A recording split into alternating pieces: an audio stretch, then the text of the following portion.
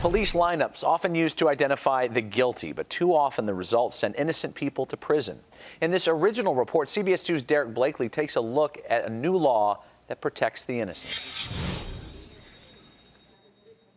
Rob, over the last 25 years, more than 300 wrongful convictions nationwide have been overturned by DNA evidence. And behind most of those false convictions were false eyewitness identifications. That's what this new law is intended to correct. 24 years ago, Marcus Lyons was wrongly convicted of a Woodridge rape, and it all began with a flawed lineup. That was all the evidence that they needed and all the evidence that they presented. The victim was shown a series of photos, but the only one dressed in a shirt and tie was Lyons. Marcus's photograph sticks out. Marcus was obviously the police suspect in that. He was the only one that wasn't portrayed in a mugshot.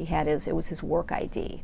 Based on the victim's ID alone, Lyons served 3 years in prison. I was in a state of shock. I'm like, I continued to tell him, it's got nothing to do with me. But the new law would curb lineup abuses. Lineups must be conducted by an officer who doesn't know who the suspect is. That prevents the cop from either consciously or accidentally giving signals to the witness as to who the police think committed the crime. Lineups can't have one suspect that sticks out like a sore thumb, like this one from the movie Running Scared.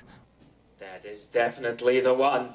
And all lineups must be audio or videotaped.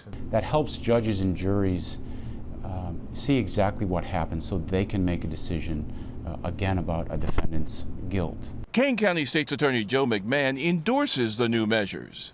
This is another step in helping us get it right. DNA exonerated Marcus Lyons, but his injustice can't be reversed. My intent was to finish school and go back to be a naval officer, and all of that's been derailed.